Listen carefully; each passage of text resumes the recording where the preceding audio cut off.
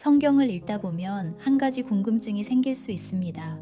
하나님께서는 선악을 알게 하는 나무의 열매를 먹으면 반드시 죽을 것이라고 말씀하셨습니다. 그런데 아담과 여자는 그 열매를 먹은 뒤에도 바로 죽지 않았습니다. 왜 그런 것일까요?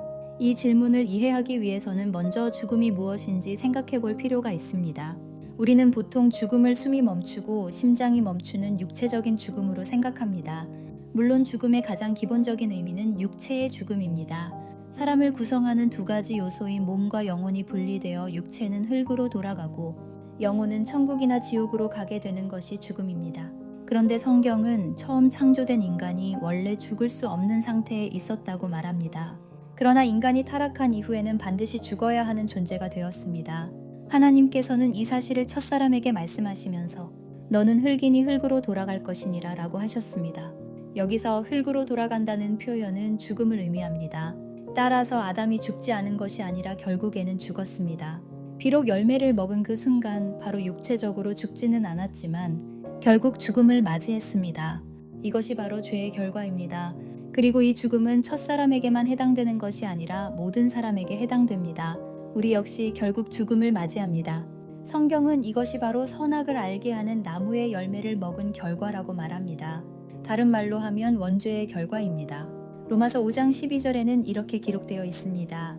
한 사람으로 말미암아 죄가 세상에 들어오고 죄로 말미암아 사망이 들어왔나니 이와 같이 모든 사람이 죄를 지었으므로 사망이 모든 사람에게 이르렀느니라.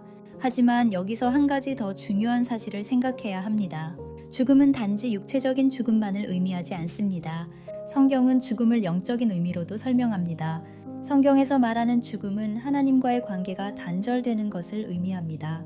하나님만이 생명이시기 때문에 하나님으로부터 끊어지는 순간 사람은 죽은 상태가 되는 것입니다.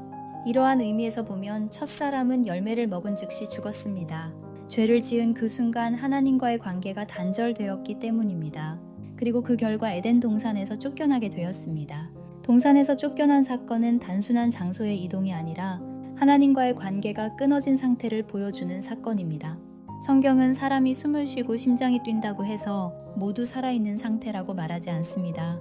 에베소서 2장 1절에는 허물과 죄로 죽었던 너희라는 표현이 나옵니다.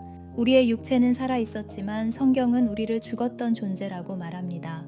이는 죄로 인해 하나님과의 관계가 단절된 상태를 의미합니다. 이러한 관점에서 보면 이 세상의 모든 사람은 죄로 인해 죽은 상태에 있다고 할 수 있습니다. 비록 호흡이 붙어 있어도 하나님과 단절된 인생은 성경적인 의미에서 죽은 상태입니다. 사람에게 있어서 진정한 생명은 자신을 창조하신 하나님과의 관계 속에서만 의미가 있기 때문입니다. 그렇다면 예수님을 믿는 우리는 어떻게 된 것일까요? 성경은 우리가 원래 허물과 죄로 죽었던 존재였지만 예수 그리스도를 믿음으로 다시 살게 되었다고 말합니다. 에베소서 2장 1절 전체 구절은 이렇게 말합니다.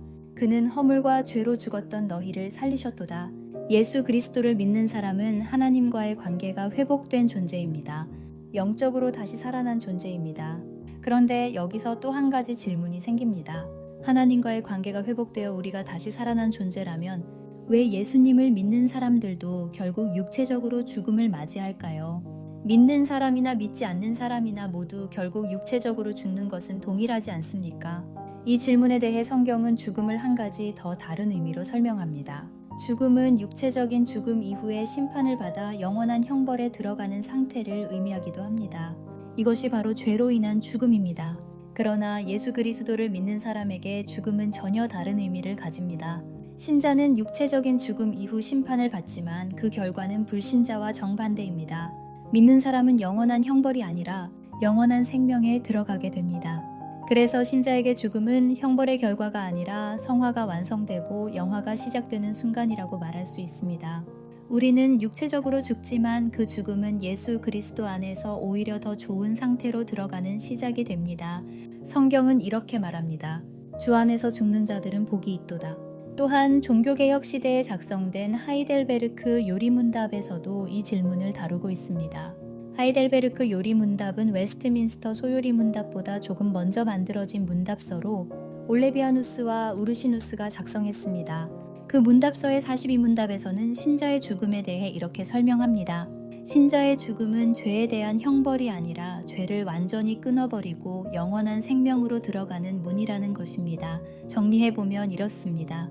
선악을 알게 하는 나무의 열매를 먹은 결과 인간에게 죽음이 들어왔습니다. 그 결과 사람은 하나님과 단절되는 영적 죽음을 경험하게 되었고 결국 육체적으로도 흙으로 돌아가게 되었습니다. 그러나 예수 그리스도를 믿는 사람에게 죽음은 더 이상 정죄의 의미가 아닙니다. 그래서 성경은 이렇게 선언합니다. 주 안에서 죽는 자들은 복이 있도다.